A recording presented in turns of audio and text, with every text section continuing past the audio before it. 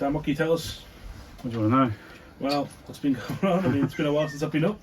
You've expanded a lot outside, which is great to see. Yeah, I mean, you know, I've got a greenhouse now, but you need that.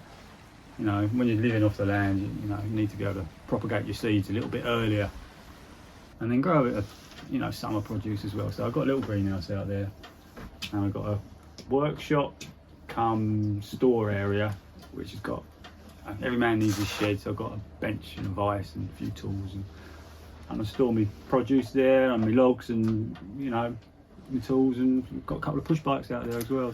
So how long have you been up here now? Getting on for 4 years now, yeah. But you've had issues with DEFA. There was the court thing, which ruled basically they own the land. Yeah. So where are we up to now? What's the next step really? Because today's meant to be, they've said you've got up until 4 o'clock. You're under the protection of the court. After that, it's up to DEFA what happens, really, isn't it? Yeah, basically. So what are you expecting? I have no idea. I honestly have no idea. I think DEFA have been saying on paper that they're going to throw me out. But when I spoke to Claire Barber here in the cabin about 3 weeks ago, she assured me that the issue was planning enforcement.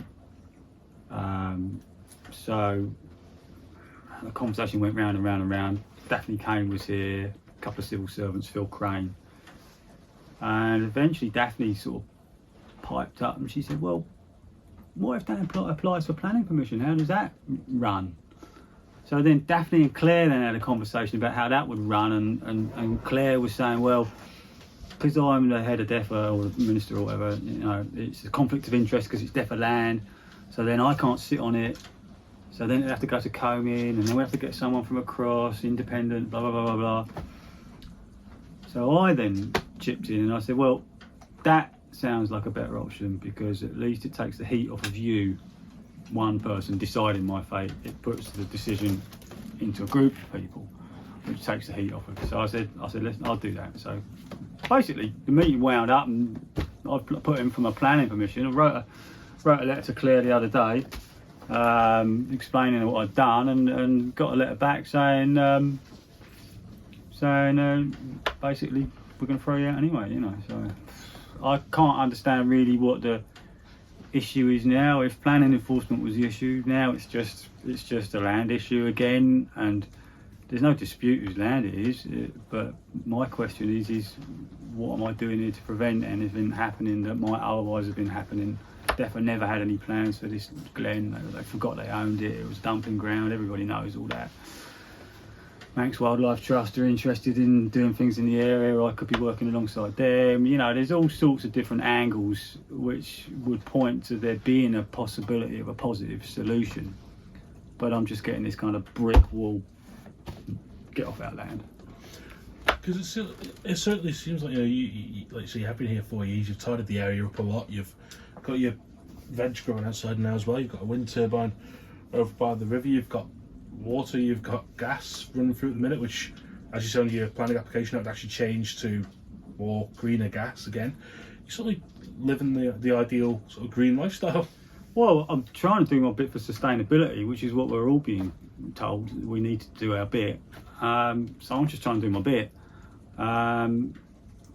But if they throw me out of it, they're not giving me a chance. So I want to know why they're not giving me a chance. Let me show how sustainability can work. I mean, if I can grow veg beyond my own personal needs, I might be able to then sell some and bring some money in, and this whole place then becomes totally sustainable with electricity coming from not only the wind and the sun but from the glen as well. And like you just mentioned about creating methane gas instead of using fossil fuel gas. I deal with all my own human waste. Everything's dealt with on site. So the rhetoric is, we've all got to work together, we've all got to collaborate, we've all got to be sustainable. I'm trying to show that it can be done. I've got kids coming up from the school, I've got adults coming up, I've got people being inspired and motivated by what I'm doing. I can't understand why the government can't try and use this as some kind of model or flagship for what's possible, instead of just saying, no, get off our land. I suppose their argument is that if you do it, what's stopping anybody else from doing it? But surely this kind of comes across to me as sort of one of these things where you could say, right, well, this is the exception that proves the rule, in the sense that you should be the case of, you know, if they want to do this, if they want to move on from this, and you pass a law to stop someone like yourself doing this again. But arguably, I think you do have a point here that in terms of learning about sustainability, this is surely, you know, we had COP last year, it was about just over 100 days ago. Yeah. We're going net zero, we might be encouraging this sort of thing. And I suppose it just sort of seems that they'd be taking you out of here where you've tidied up, you've done this, and you've got, like you say, self-sustainable, and you'd be going into, what was the plan? Because I know that when Deemster Needham gave down his judgment, he said that he wanted to see what they would do progressing that. What was the plan if they did just throw you out? They've got no plan. So that's it, you're just out and get on with it. They never had a plan for this, Glenn. They didn't even know they owned it.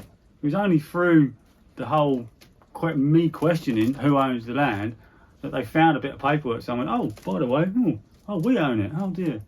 Somebody even said, oh, you own it. Yeah, sorry. You know, by the state of the place when I turned up with all the scrap engines and vehicles in the Glen from back, you know, 40s, 50s, you know, I don't think DEFA since 1949, when the land title transferred from Milltown to them, I don't think they ever touched this bit of land. In fact, that whole land transfer was all about Sky Hill, and this was just a little bit thrown in on the deal. So they've never nurtured this place, totally neglected the trees. The fencing was, forget it, it was just gone. So the sheep were in here grazing constantly. There was no new trees coming through. The forest was dying. So I just stepped in, you know. Just in terms of if you were thrown out, where would you go? I'm not thinking about that, Sam. Not thinking about it, mate. What's important to me is I do what I believe is right. And if I do what I believe is right, then the outcome will sort itself out. And what I believe is right is making a stand for what I'm trying to show here through sustainability. So that's what I'm doing. I'm making a stand, or a sit, whatever you want to call it. And let's see where it goes.